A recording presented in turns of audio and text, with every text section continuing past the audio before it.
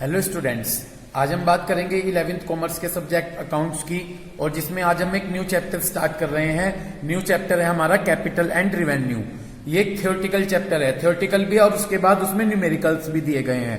तो चलिए अब हम अपना चैप्टर स्टार्ट करते हैं। तो सबसे पहले जब हम कैपिटल और रिवेन्यू चैप्टर स्टार्ट करेंगे तो इसमें हमारी टू टर्म्स आएंगी, कैपिटल एक्सपेंडिचर और रिवेन्यू एक्सपेंडिचर। तो सबसे पहले हम इन दोनों का मीनिंग क्लियर करना है कि कैपिटल एक्सपेंडिचर होता क्या है और रिवेन्यू एक्सपेंडिचर क्या होता है। तो सबसे पहले हम बात करेंगे कैपिटल एक्सपेंडिचर की कि कैपिटल एक्सपेंडिचर होता क्या है, ठीक है ना। तो सबसे पहला हमारा टॉपिक है कैपिटल एक्सपेंडिचर।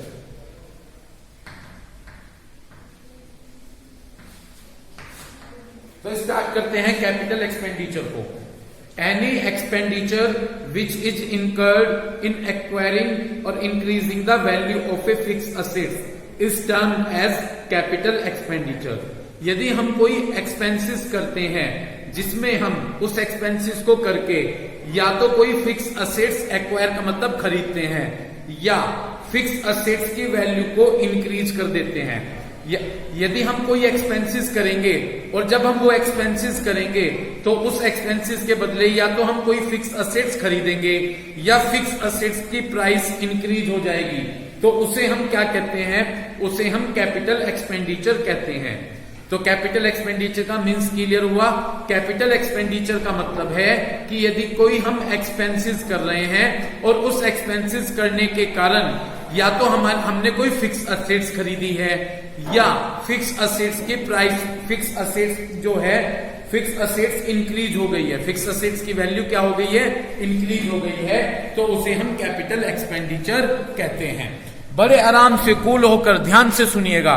मैंने आपको क्या बताया, मैंने बताया कि यदि हम कोई एक्सपेंसेस करते हैं और एक्सपेंसेस करने के कारण, ठीक है ना, एक्सपेंसेस जब हम करेंगे तो एक्सपेंसेस में हमने या तो कोई फिक्स असेट्स खरीद ली या फिक्स असेट्स की वैल्यू इंक्रीज हो गई, तो उसे हम कहते हैं capital expenditure. As such the amount spent on purchase, तो यानी हमने कोई अमाउंट खर्च की है लैंड और बिल्डिंग को खरीदने के लिए, प्लांट और मशीन को खरीदने के लिए, फर्नीचर को खरीदने के लिए, तो उसे हम कैपिटल एक्सपेंडिचर कहते हैं। तो हमने कोई अमाउंट स्पेंड किया, चैप्टर नंबर 20 करवा रहा हूं। तो यदि हमने कोई अमाउंट स्पेंड की है लैंड और बिल्डिंग खरीदने के लिए, प्लांट और मशीन खरीदने के लिए, फर्नीचर खरीदने के लिए, तो उसे हम कैपिटल एक्सपेंडिचर कहते हैं। Such expenditure yield benefit over a long period, और इनका बेनिफिट हमें लॉन्ग टाइम में मिलता है, ठीक है। और यदि हम ये फिक्स असेट्स खरीदेंगे तो इनका बेनिफिट हमें लॉन्ग टाइम में मिलेगा, ठीक है ना जी। तो उसे ही हम कैपिटल एक्सपेंडिचर कहते हैं।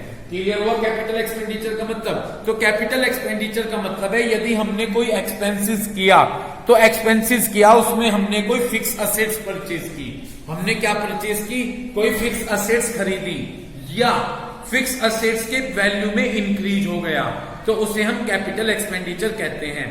तो इसमें बताया गया कि जैसे कि हमने कोई खर्च किया, हमने पैसा खर्च किया लैंड और बिल्डिंग खरीदने के लिए, प्लांट और मशीन खरीदने के लिए, फर्नीचर खरीदने के लिए, तो उसे ही हम कैपिटल एक्सपेंडिचर कहते हैं। ऐसा है जी, जो प्लांट और मशीन, लैंड और बिल्डिंग है, ये हमारे लिए फिक्स असेट्स होती हैं, ये हमारे लिए क्या होती हैं, और यदि हम इनको खरीदेंगे तो इनसे हमें बेनिफिट लॉन्ग टाइम के लिए मिलेगा। जैसे आप ये फर्नीचर खरीदा है, ये फर्नीचर है, ठीक है, इस फर्नीचर का बेनिफिट लॉन्ग टाइम में मिलेगा। एक बार चेयर और टेबल खरीद ली और इनका बेनिफिट लॉन्ग टाइम के लिए मिलेगा, तो उसे ही हम कैपिटल एक्सपेंडिचर कहते हैं। क्लियर हो गया। तो कैपिटल एक्सपेंडिचर में जो पैसा खर्च करेंगे वो हम फिक्स असेट्स को खरीदने में करेंगे, या जो खर्च करेंगे उससे फिक्स असेट्स की वैल्यू इंक्रीज हो जाएगी। जैसे कि हमने पैसा खर्च किया प्लांट और मशीन को खरीदने के लिए, लैंड और बिल्डिंग को खरीदने के लिए और फर्नीचर को खरीदने के लिए, तो यही हमारा क्या है, कैपिटल एक्सपेंडिचर है। इतनी बात क्लियर हो गई, ठीक है जी। Following are the example of capital expenditure. अब हम स्टडी करेंगे कि कैपिटल एक्सपेंडिचर के क्या एग्जाम्पल हैं। Example of capital expenditure, example of capital expenditure. तो आपके क्लियर हुआ कैपिटल एक्सपेंडिचर। तो जो पैसा खर्च करेंगे वो किसमें खर्च करेंगे, फिक्स असेट्स, ना कि assets, fix assets. Fix assets वो होती हैं जिनका बेनिफिट हमें लॉन्ग टाइम में मिलता है। ठीक है, क्लियर हो गई बात? ठीक है जी। तो फिक्स असेट्स कौन कौन सी बताई? और हाँ, बिल्डिंग। तो यदि हम कोई पैसा खर्च कर रहे हैं इन सभी में, तो वो हमारा कैपिटल एक्सपेंडिचर है और उनका बेनिफिट हमें लॉन्ग टाइम तक मिलेगा, लॉन्ग टाइम तक मिलेगा। ठीक है जी। अब कुछ एग्जाम्पल बताए गए हैं, एग्जाम्पल ऑफ कैपिटल एक्सपेंडिचर। ठीक है ना जी, पढ़िएगा। फर्स्ट एग्जाम्पल है expenditure which result in the acquisition. Acquisition माने खरीदना, एक्विजिशन माने खरीदना। तो यदि हमने कोई खर्च किया है फिक्स असेट्स को खरीदने के लिए, जैसे कि लैंड और बिल्डिंग, प्लांट, मोटर व्हीकल और ट्रेडमार्क, ठीक है ना जी, तो such assets would be use in the business for a number of years. ठीक है ना। तो यदि हमने कोई खर्च किया है फिक्स असेट्स को खरीदने के लिए जी, तो वो किसका एग्जाम्पल है? वो एग्जाम्पल है कैपिटल एक्सपेंडिचर का, कि हमने कोई पैसा खर्च किया फिक्स असेट्स को खरीदने के लिए, जैसे कि लैंड और बिल्डिंग, प्लांट, मोटर व्हीकल और ट्रेडमार्क, और इन सब का बेनिफिट हमें लॉन्ग टाइम तक, कितने सालों तक मिलेगा? बेनिफिट प्रेजेंट में तो मिलेगा ही और आने वाले फ्यूचर्स के ईयर में भी मिलेगा। जैसे फर्नीचर है, इनका फायदा आज भी मिल रहा है और फ्यूचर में भी मिलेगा। ठीक है ना जी। Second, expenditure in connection with the purchase और erection of a fix assets. कोई आपने खर्च किया है, कोई खर्च, कनेक्शन का मतलब रिलेटेड है, कोई एक्सपेंसेस रिलेटेड है किससे? फिक्स असेट्स को खरीदने से, और इरेक्शन का मतलब उसको लगवाने से। इरेक्शन का मतलब लगवाने से।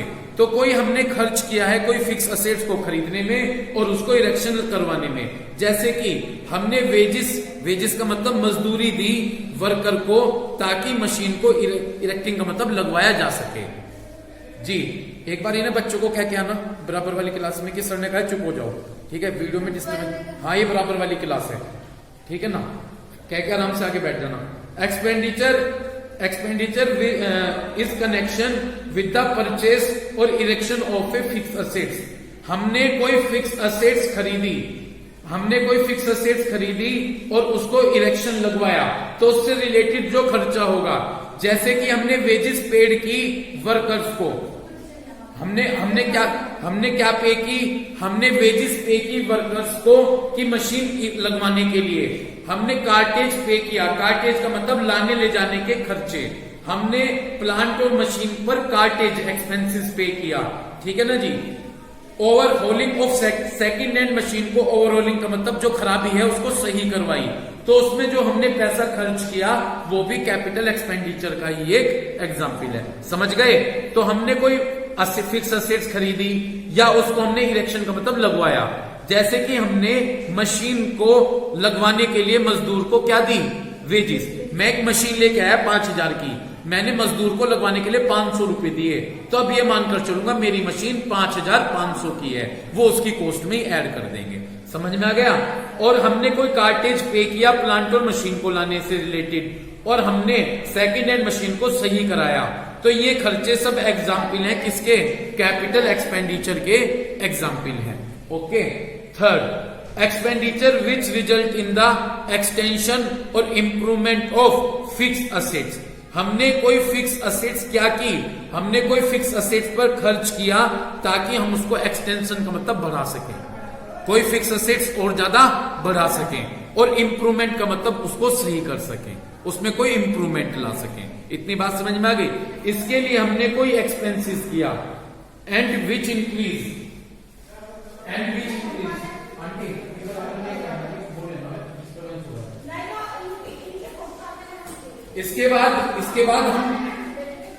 इसके बाद हम बताएंगे एक्सपेंडिचर। दोबारा से इस पॉइंट को पढ़िएगा। Expenditure which result in the extension और इंप्रूवमेंट ऑफ फिक्स असेट्स, मतलब जो फिक्स असेट्स हैं उनको एक्सटेंशन का मतलब बढ़ाया गया और उसमें इंप्रूवमेंट किया गया, तो उससे रिलेटेड जो हमने कोई खर्च किया वो किसका एग्जाम्पल होगा? कैपिटल एक्सपेंडिचर का एग्जाम्पल होगा। क्लियर है?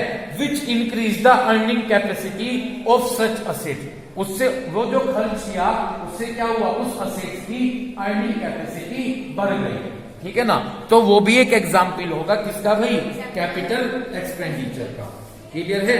जैसे कि एग्जाम्पल दिया गया है, आपने सिनेमा हॉल में सीटिंग कैपेसिटी इंक्रीज करने के लिए पैसा खर्च किया। अब जब आप सिनेमा हॉल में सीटिंग कैपेसिटी बढ़ाने के लिए पैसा खर्च कर रहे हैं तो सीट बढ़ जाएगी, तो हमारी क्या होगी, अर्निंग भी ज्यादा होगी।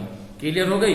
तो यदि आप कोई फिक्स असेट्स में इंप्रूवमेंट लेकर आ रहे हैं जिससे आपकी अर्निंग कैपेसिटी क्या हो जाएगी, इंक्रीज हो जाएगी, वो भी एक एग्जाम्पल है किसका, कैपिटल एक्सपेंडिचर का। समझ में आ रहे हैं पॉइंट।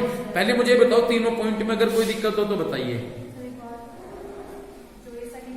सेकंड जैसे कोई मशीन लेकर आए, उस मशीन को इंस्टॉल कराने पर भी अगर जो आपने खर्च किया, जैसे मैं एक मशीन लेकर आ गया, ठीक है, जैसे इन्वर्टर लेकर आया, बैटरा लेकर आया, मुझ पर वो नहीं लगा तो मैंने उसे लगवाने के लिए 500 रुपए खर्च किए। इन्वर्टर और बैटरा में लेकर आया था 11,000 में, 500 खर्च किए तो वो कितने का हो गया, 11,500 का हो गया। तो वो भी एक कैपिटल एक्सपेंडिचर का एग्जाम्पल है कि उस मशीन को इंस्टॉल कराने में आपने कोई एक्सपेंसेस किया। क्लियर है। नेक्स्ट है जी fourth point, all amount spent up to the point on assets is put to use is treated as capital expenditure. आपने कोई खर्च किया ताकि उस असेट्स को वर्किंग कंडीशन में लाया जा सके। मतलब कोई चीज लेकर आए, लेकिन आपने उस चीज को लाने पर, असेट्स लेकर आए, उस असेट्स को लाने पर खर्च किया ताकि उसे किस चीज में लाया जा सके, वर्किंग कंडीशन में। अगर आपने उसे वर्किंग कंडीशन तक लाने के जो खर्च किए हैं वो तो कैपिटल एक्सपेंडिचर है, और आगे रिवेन्यू एक्सपेंडिचर आ रहा है जो उसको यूज की कंडीशन में लाने के बाद जो खर्च करेंगे वो रिवेन्यू एक्सपेंडिचर है। तो किसी असेट्स को यूज करने तक जब आप उस कंडीशन में लेकर आ रहे हैं जहां तक उसे यूज करना स्टार्ट कर दें, वहां तक के तो खर्चे कैपिटल एक्सपेंडिचर है, और उसे यूज करने वाली कंडीशन लाने तक उसके बाद के जो खर्चे होंगे वो रिवेन्यू एक्सपेंडिचर है। तो ये कह रहे हैं all amount spent up to the point, आपने वो खर्च किया उस पॉइंट तक ताकि assets is put to use, ताकि असेट्स को इस कंडीशन में लाया जा सके ताकि उसे यूज किया जा सके, तो उसे कैपिटल एक्सपेंडिचर कहते हैं।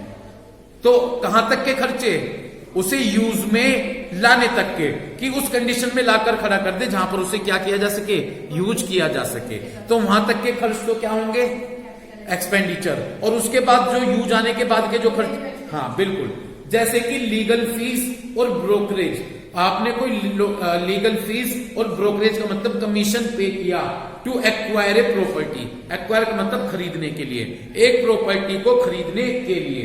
क्लियर है। तो आपने किस किस चीज पे खर्च किया, लीगल फीस और कमीशन पे किया ताकि एक प्रॉपर्टी को खरीदा जा सके। And interest paid on loan, और आपने लोन पर इंटरेस्ट पे किया टू उस असेट्स को खरीदने के लिए। तो आपने एक तो लीगल फीस पे की, कमीशन पे किया और लोन ले रखा था उस पर इंटरेस्ट पे किया ताकि असेट्स को खरीदा जा सके। अच्छा, ये तो असेट्स को खरीदने तक है, जब असेट्स खरीद कर आ गई तो ये तो खरीदने से पहले के खर्चे हैं, तो ये तो कौन से खर्चे हो गए, एक्सपेंडिचर। बिल्कुल। तो लीगल फीस, ब्रोकरेज और जो ये इंटरेस्ट पे किया है लोन पर, ये असेट्स को खरीदने से पहले के खर्चे हैं। एक मिनट, एक चीज और कहूंगा, लीगल फीस और ब्रोकरेज इसलिए दिया ताकि प्रॉपर्टी को खरीदा जा सके, ठीक है, और उस लोन भी लिया था, उस पर इंटरेस्ट पे किया ताकि असेट्स को खरीदा, तो ये तो असेट्स को खरीदने से पहले के खर्चे हैं, तो ये तो हमारे क्या हैं, कैपिटल एक्सपेंडिचर हैं। इतनी बात क्लियर हो गई। अब आगे पढ़िएगा। ये कहा interest on loan take to acquire the assets for the period before the assets is put to use, ये असेट्स को यूज करने से पहले के खर्चे हैं, तो ये तो कैपिटल एक्सपेंडिचर है, और ये असेट्स की कॉस्ट में ऐड हो जाएंगे। मान लीजिए मेरी असेट्स 5 लाख की है, और इन तीनों चीजों पर, किन किन पर, लीगल फीस, ब्रोकरेज और इंटरेस्ट, इन पर मैंने 1 लाख खर्च किए। मैंने असेट्स कितनी बताई थी, कितने के, 5 लाख की, और इन पर 1 लाख खर्च किए, तो मेरी कितनी हो गई असेट्स, 6 लाख की, तो वो उसकी कॉस्ट में ऐड कर देंगे। क्लियर हो गई बात। But interest on loan for the period after the assets, लेकिन यदि असेट्स के बाद भी, असेट्स लेने के बाद भी हम लोन पर क्या पे कर रहे हैं, वो तो उसे रिवेन्यू एक्सपेंडिचर कहेंगे। तो यदि लोन पर इंटरेस्ट पे किया असेट्स को खरीदने से पहले, बिल्कुल, और यदि आप लोन पर इंटरेस्ट पे कर रहे हैं किसके बाद, खरीदने के बाद वो रिवेन्यू एक्सपेंड। तो असेट्स को यूज करने से पहले तक के खर्चे कैपिटल एक्सपेंडिचर और बाद के खर्चे। पॉइंट कैसे समझ में आ रहे हैं? सही समझ में आ रहे हैं? ठीक। Next, expenditure incurred for establishing the business. हमने अपना कोई बिजनेस एस्टेब्लिश किया तो उस पर बिजनेस को एस्टेब्लिश करने के जो भी खर्चे होंगे वो कैपिटल एक्सपेंडिचर कहलाएंगे। वो क्या कहलाएंगे? Capital expenditure. जैसे कि कॉस्ट ऑफ ए पेटेंट, एक पेटेंट की कॉस्ट। पेटेंट का मतलब है किसी चीज को यूज करने का अधिकार। वो अधिकार आप ले रहे हैं, किस चीज को यूज हम ही कर सकते हैं और कोई इस चीज को यूज नहीं कर सकता। प्रिलिमिनरी एक्सपेंसेस, प्रिलिमिनरी का मतलब स्टार्टिंग के खर्चे। बिजनेस को शुरुआत करने में जो स्टार्टिंग में खर्चे होते हैं उन्हें प्रिलिमिनरी एक्सपेंसेस कहा जाता है। और गुडविल, गुडविल तो पता ही, रेपुटेशन ऑफ द बिजनेस हमारे लिए असेट्स होती है। तो यदि हमने बिजनेस को एस्टेब्लिश करने में ये सब एक्सपेंसेस किए हैं तो ये हमारे क्या हैं? ये हमारे कैपिटल एक्सपेंडिचर है। इतनी बात क्लियर हो गई। Next, interest on capital up to the point production is ready to commence. यदि आपने कैपिटल पर कोई इंटरेस्ट पे किया है उस पॉइंट तक जब प्रोडक्शन रेडी है स्टार्ट करने के लिए। प्रोडक्शन का मतलब आप प्रोडक्ट बना रहे हैं, तो प्रोडक्ट बनाने, जब प्रोडक्ट बनने की कंडीशन में आ जाए कि हम अपना प्रोडक्शन स्टार्ट कर रहे हैं, तो उस कंडीशन से पहले जो भी आपने इंटरेस्ट पे किया है, मान लीजिए मुझे प्रोडक्शन करना है, लेकिन प्रोडक्शन स्टार्ट करने से पहले जितने भी खर्चे होंगे मैंने वो खर्चे कर दिए और अब मैं इस कंडीशन में हूं कि मैं प्रोडक्ट क्या करना शुरू कर दूं? बनाना शुरू कर दूं। तो उससे पहले के जो भी खर्चे होंगे, यानी जो भी हमने कैपिटल पर इंटरेस्ट पे किया है उससे पहले, वो भी कैपिटल एक्सपेंडिचर है। समझ गए? क्या स्टार्ट करने से? प्रोडक्शन स्टार्ट करने से पहले जितना भी हमने कैपिटल पर क्या पे किया? इंटरेस्ट पे किया, वो हमारे क्या है? कैपिटल एक्सपेंडिचर है। समझ गए? ठीक। Next, expenditure incurred on purchase of second hand assets. हमने कोई सेकंड हैंड असेट्स खरीदी, कोई पुरानी असेट्स खरीदी, एंड पुटिंग सच असेट्स, और हमने उस पर खर्च किया ताकि उसको वर्किंग कंडीशन में लेकर आया जा सके, तो वो भी हमारे कैपिटल एक्सपेंडिचर है। ये सब एग्जाम्पल है किसके? कैपिटल एक्सपेंडिचर के। उम्मीद है यहां तक क्लियर हुआ होगा। नेक्स्ट टॉपिक है जी रिवेन्यू एक्सपेंडिचर। नेक्स्ट हमारा क्या है? Revenue expenditure. तो अब आपको कैपिटल एक्सपेंडिचर ये समझ में आया कि यदि हमने कोई फिक्स असेट्स खरीदी, ठीक है ना, और फिक्स असेट्स खरीदी या फिक्स असेट्स की वैल्यू इंक्रीज हुई जिनसे हमें बेनिफिट लॉन्ग टाइम तक मिलने जा रहा है, उसे हम क्या कहेंगे? कैपिटल एक्सपेंडिचर कहेंगे। ओके, ठीक है। देखो अब मैं बात करता हूं रिवेन्यू एक्सपेंडिचर की। पहले बात सुन लो, रिवेन्यू एक्सपेंडिचर वो एक्सपेंसेस होंगे जो आप खर्च करेंगे तो बेनिफिट केवल करंट ईयर में मिलेगा। उसका बेनिफिट आपको केवल करंट ईयर में मिलेगा। इतनी बात क्लियर हो गई? उसे क्या कहेंगे? Revenue expenditure. अच्छा, कैपिटल एक्सपेंडिचर में बेनिफिट क्या बताया मैंने आपको?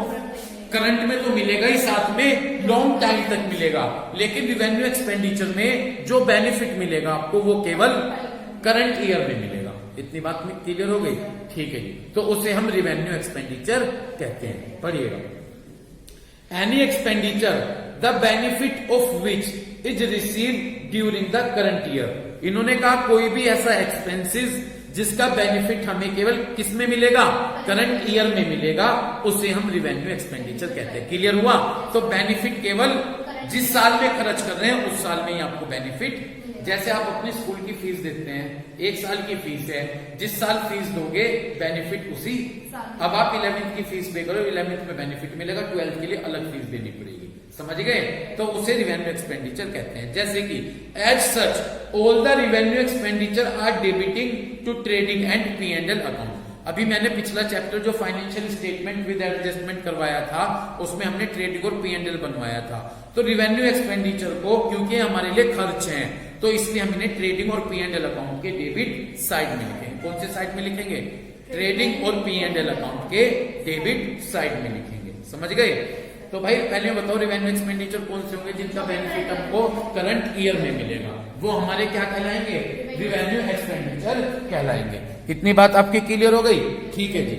और इसलिए रिवेन्यू एक्सपेंडिचर को इन्होंने कहा कि हम इन्हें ट्रेडिंग और P&L अकाउंट के डेबिट साइड में लिखेंगे। क्लियर है? इसमें कहा such expenditure does not result in increase in the earning capital. इससे एक बिजनेस की अर्निंग कैपेसिटी इंक्रीज नहीं होगी, बहुत गौर से पढ़िएगा line, but only help in, लेकिन इससे जो कंपनी की एग्जिस्टिंग अर्निंग कैपेसिटी यानी प्रेजेंट अर्निंग कैपेसिटी है वो मेंटेन रहती है। अगर आप ये खर्च नहीं करोगे ना, मान लीजिए आप बिजनेस में 1 लाख रुपए कमा रहे हो, वो नहीं कमा पाओगे। इससे किसी भी बिजनेस की अर्निंग कैपेसिटी बढ़ेगी नहीं, बल्कि जो आप कमा रहे हैं उसे मेंटेन किया जाएगा। बढ़ना तो क्या होगा, सुनिए, मैं 2 लाख रुपए कमा रहा हूं 1 साल में, ठीक, बढ़ना तो होता है कि 2 लाख से वो बढ़कर 3 लाख हो जाए, समझ गए, वो तो बढ़ना होता है। लेकिन रिवेन्यू एक्सपेंडिचर इसलिए करेंगे कि जो मैं 2 लाख कमा रहा हूं वो मेरे बरकरार रहें, वो मेरे कम ना हो, ठीक है, इसलिए रिवेन्यू एक्सपेंडिचर आप करते हैं। तो किस चीज के लिए नहीं करते, अर्निंग कैपेसिटी नहीं बढ़ती इन्हें खर्च करके, बल्कि जो प्रेजेंट में आप अर्न कर रहे हैं उसे एज इट इज मेंटेन रखा। अगर आप ये नहीं खर्च करोगे तो जो 2 लाख रुपए आप कमा रहे हो वो भी आप नहीं कमा पाओगे। और बढ़ना क्या होगा, बढ़ना होगा कि 2 लाख आप कमाते हो, 2 की जगह वो कितने हो जाए, 3 लाख, ठीक है, 3 लाख, 2 लाख अर्न कर रहे हैं वो 3 लाख हो जाए। इतनी बात समझ में आ गई। इसलिए खर्च नहीं करते, बल्कि जो प्रेजेंट में अर्न कर रहे हो, प्रेजेंट में क्या अर्न कर रहे हो, क्या कमा रहे हो प्रेजेंट में, अरे भाई यार तुम समझ नहीं रहे, मैंने 2 एग्जाम्पल लिए। हाँ, प्रेजेंट में आप 2 लाख रुपीज अर्न कर रहे हो, और अगर मैं इसे बढ़ाना चाहूं तो अगर बढ़ना कहेंगे तो होंगे 3 लाख। लेकिन अगर आप रिवेन्यू एक्सपेंडिचर करेंगे तो 3 लाख नहीं होंगे, बल्कि जो 2 लाख अर्न कर रहे हो उसको ही मेंटेन रखा जाएगा। अगर खर्च नहीं करोगे तो आपको 2 लाख भी अर्न नहीं कर सकते। ये है रिवेन्यू एक्सपेंडिचर, क्लियर है। तो रिवेन्यू एक्सपेंडिचर जब आप करेंगे उसका बेनिफिट आपको करंट ईयर में मिलेगा, इसलिए इसे ट्रेडिंग और P&L अकाउंट के डेबिट साइड में लिखा जाता है। इससे किसी कंपनी की अर्निंग कैपेसिटी क्या नहीं होती, इंक्रीज नहीं होती, बल्कि जो आप प्रेजेंट में अर्न कर रहे हैं उसको ही मेंटेन कर रखा जाता है, समझ गए, ठीक। इसके एग्जाम्पल, अब रिवेन्यू एक्सपेंडिचर के एग्जाम्पल कैसे समझ में आ रही है, थ्योरी सही समझ आ रही है। Example, expenses incurred for the purpose of day to day running of business. यदि आप कोई खर्च करते हैं जो आप डे बाय डे अपना बिजनेस रन कर रहे हैं ताकि उसे आराम से रन कर सकें, इसलिए आप जो कोई पैसा खर्च करते हैं, जैसे कि मैन्युफैक्चरिंग एक्सपेंसेस, मैन्युफैक्चरिंग का मतलब प्रोडक्शन करना, जो आप प्रोडक्शन कर रहे हैं उसके खर्चे, ऑफिस के खर्चे और सामान को बेचने के खर्चे। तो रिवेन्यू एक्सपेंसेस वो होंगे जो आप एक्सपेंसेस करते हैं, जो आप अपने बिजनेस को डे बाय डे रन करते हैं ना, तो डे बाय डे रन करने के जो भी खर्चे होंगे वो रिवेन्यू एक्सपेंसेस होते हैं, समझ गए। तो बिजनेस को डे टू डे रन करने के जो भी खर्चे होंगे वो रिवेन्यू एक्सपेंडिचर होंगे, जैसे कि मैन्युफैक्चरिंग, ऑफिस और सेलिंग एक्सपेंसेस, सही। Second, expenses incurred on the ordinary repair and maintenance of fixed assets. यदि आप फिक्स असेट्स पर कोई सामान्य रिपेयर खर्चा कर रहे हैं, क्या कर रहे हैं, सामान्य कोई रिपेयर और मेंटेनेंस से रिलेटेड खर्च कर रहे हैं, ठीक है, और व्हाइट वॉश ऑफ बिल्डिंग, जैसे बिल्डिंग पर व्हाइट वॉश करवा रहे हैं, इस तरह के खर्चे, ठीक है। तो अपनी फिक्स असेट्स को रिपेयर करवाने के खर्चे, ठीक है, और व्हाइट वॉश के खर्चे, क्लियर है। हाँ, ठीक है। पेमेंट फॉर गुड्स परचेस, यदि आपने कोई सामान खरीदा रीसेल करने के लिए, यदि आप कोई गुड्स खरीद रहे हैं क्या करने के लिए, रीसेल करने के लिए, तो वो भी रेवेन्यू एक्सपेंडिचर है, समझ गए। कोई गुड्स खरीदा तो पैसे गए, लेकिन आपने पैसे किस लिए खर्च किए, ताकि उसे रीसेल कर सके। Depreciation on fix assets, fix assets पर डेप्रिसिएशन लगाने के लिए। परचेज रॉ मटेरियल को फिनिश गुड्स, तैयार माल में कन्वर्ट करने के लिए, यदि आपने कोई रॉ मटेरियल खरीदी ताकि उस रॉ मटेरियल का यूज किया जा सके फिनिश प्रोडक्ट तैयार करने में। यदि आपने लोन और कैपिटल पर इंटरेस्ट पे किया है after the assets is to put to use, यदि असेट्स को यूज करने के बाद असेट्स को ऐसी कंडीशन में ला दिया ताकि उसे क्या किया जा सके, यूज, उससे पहले के जो ये खर्चे होंगे ये कैपिटल। लेकिन यदि interest on loan, interest on capital आप दे रहे हैं असेट्स को इस कंडीशन में लाने के बाद कि उसे यूज किया जा सके, उसके बाद के जो ये खर्चे होंगे तो ये हमारे रिवेन्यू एक्सपेंडिचर हैं। Replacement of worn out part, worn out का मतलब घिसा हुआ, यदि कोई प्रेजेंट में मशीन है उसके घिसे हुए पार्ट को आप क्या कर रहे हैं, रिप्लेस कर रहे हैं। और लॉस फ्रॉम, यदि कोई फिक्स असेट्स बेच दी और बेचकर हमें कोई लॉस हुआ तो वो सभी हमारे रिवेन्यू एक्सपेंडिचर हैं, ठीक है जी।